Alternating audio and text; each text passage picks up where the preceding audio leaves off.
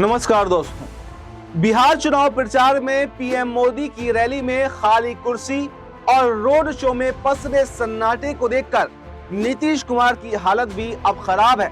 बेचारे नीतीश कुमार की पीएम मोदी सुनने के लिए जनता तैयार नहीं है और अब तो जेडीयू में भी तगड़ी बगावत जो है वो दिखाई दे रही है। तो क्या अब नीतीश कुमार ना घर के रहे और ना घाट के रहे, ये वाली स्थिति में वो फंस चुके हैं और क्या एक बार फिर से अब वो पलटी मारने का मन जो है कहीं ना कहीं बनाने की कोशिश कर रहे हैं, क्योंकि उनको दिख रहा है कि एनडीए के साथ में तो कुछ है नहीं। और क्या इस बार पलटी मारना नीतीश कुमार के लिए जरूरी नहीं बल्कि मजबूरी बन चुका है। आपको बताएं कि एक तरफ बिग ब्रेकिंग ये आ रही है कि वक्फ मुद्दे पर मुसलमानों की नाराजगी दूर करने के लिए जेडीयू ने रणनीति तैयार की है और वहीं दूसरी तरफ गृह मंत्री अमित शाह ने भी फुल फॉर्म में वो आ गए हैं और उन्होंने क्या कहा। अमित शाह की तरफ से साफ साफ खुली धमकी ये दी गई है कि ये मत भूलना कि भाजपा के विधायक ज्यादा हैं और ये धमकी उन्होंने महाराष्ट्र के अंदर दी है और बिल्कुल महाराष्ट्र वाला टू कॉपी खेल बिहार के अंदर बीजेपी करने की तैयारी में है। तो फिलहाल नीतीश कुमार के तेवर देखकर भारतीय जनता पार्टी ने क्या एक्शन लिया है, ये भी आपको इस वीडियो में जरूर बताएंगे कि क्या नीतीश कुमार को भी एकनाथ शिंदे की तरह आउट करने का प्लान जो है वो बना लिया गया है और क्या नीतीश कुमार उस खेल में फंस भी पाएंगे या फिर शिंदे की तरह ना फंसकर एक अच्छे अनुभव से अपने इस दलदल से निकल सकते हैं। एक तरफ जहां एनडीए के खिलाफ खुले मंच से विरोध प्रदर्शन होने वाला है तो वहीं दूसरी तरफ मोतिहारी में धार्मिक नेताओं ने बड़ी प्रेस कॉन्फ्रेंस का आयोजन करके वक्फ संपत्तियों की रक्षा की कसम खाई है।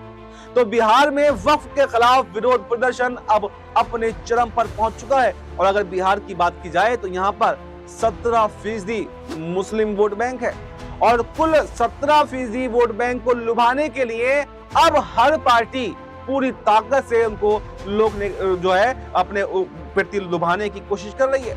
लेकिन नीतीश कुमार यहीं पर तो मात खा गए, क्योंकि उन्होंने सोचा था कि अब मुस्लिम वोट बैंक का आखिर क्या ही होगा, क्या जरूरत है।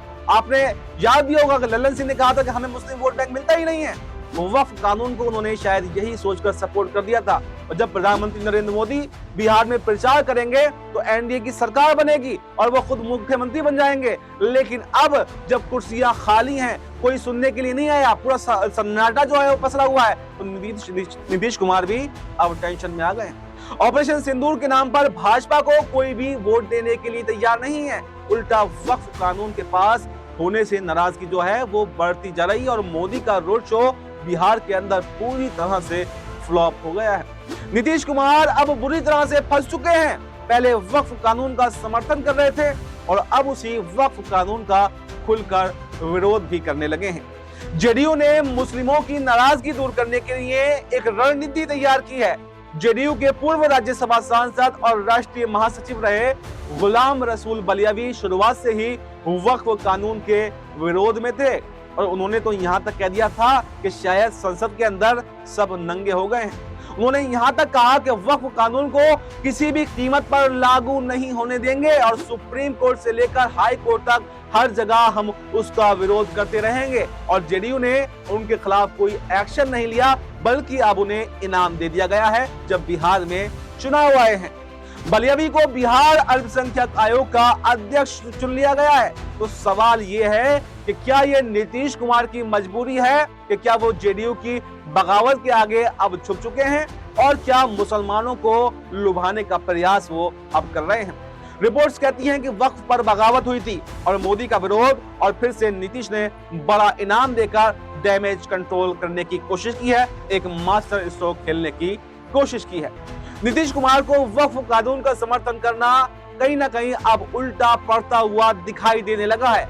सिर्फ जनता ही नहीं, मुस्लिम नेता भी पार्टी पहले ही छोड़ चुके हैं और रिपोर्ट्स में यह भी कहा गया है कि वक्फ बिल का समर्थन करने से जेडीयू को मुस्लिम वोटों का भी भारी नुकसान हो सकता है और जमानत बच जाए तो ये भी बड़ी बात होगी। क्योंकि आपको बताएं कि 2020 के विधानसभा चुनावों में जेडीयू के पास में मात्र 43 ही सीटें थी, जबकि भाजपा के पास में 74 और आरजेडी के पास में 75 सीटें थी। तो अगर मुख्य दलों में देखें तो सबसे कमजोर नीतीश कुमार ही दिखाई दिए थे, उसके बावजूद भी मुख्यमंत्री बने। और यही कमजोरी अब उनको भारी पड़ती जा रही है। ना तो एनडीए के अंदर सीट शेयरिंग का फॉर्मूला तय हो पाया और ना ही सीएम फेस अब तक तय हो पाया है। नीतीश कुमार जेडीयू में भी विरोध करने वाले नेताओं को अब इनाम दे रहे हैं। इसी से इस बात का अंदाजा लगाया जा सकता है कि कहीं ना कहीं मुसलमानों के प्रति वो अब नरम पड़ रहे हैं।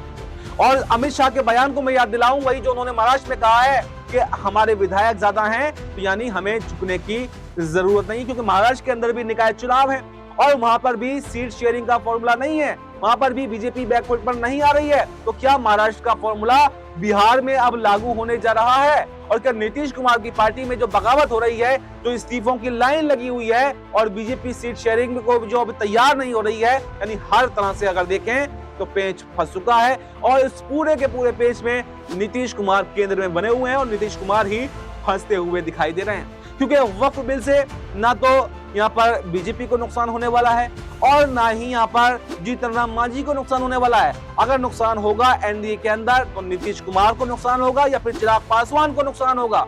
तो ऐसे में इनको अपनी स्थिति पहले स्पष्ट करने की जरूरत है कि क्या ये यहाँ पर एनडीए के साथ में रहेंगे या फिर नहीं रहेंगे। तो ऐसे में ये देखना भी अब काफी दिलचस्प होने वाला है कि जो अब नीतीश कुमार मुसलमानों को आगे बढ़ा रहे हैं, तो कहीं ना कहीं उनके वोट बैंक का हासिल करने के लिए सारी रणनीति अपना रहे हैं, तो क्या इसमें वो कामयाब हो पाएंगे? क्या मुसलमानों को रिझाने के लिए, लुभाने के लिए कामयाब हो पाएंगे? कि जो मुसलमानों ने पहले कसम खाई थी और उनसे हाथ फैला फैला कर कहा था कि आप वक्फ पर समर्थन मत कीजिए, तो वो याद रखेंगे और इस चुनाव में नीतीश कुमार का नाम और निशान मिटा देंगे। क्योंकि नीतीश कुमार का राजनीतिक भविष्य जो है वो कई मायनों से खतरे में पड़ चुका है। एक तरफ उनकी सेहत, उनके मानसिक संतुलन पर सवाल उठाए जा रहे हैं, तो वहीं उनके पिछले चुनावों के रिजल्ट को देखते हुए, उसके नतीजों को देखते हुए ये कहा जा रहा है कि इस बार स्ट्राइक रेट और भी घट सकता है। जो पिछली बार 43 विधायक आए थे वो इस बार 30-25-30 पर सिमट कर रह चुके हैं। और अगर ऐसा हुआ, अगर 25 से 30 विधायकों पर सिमट कर नीतीश कुमार रह गए,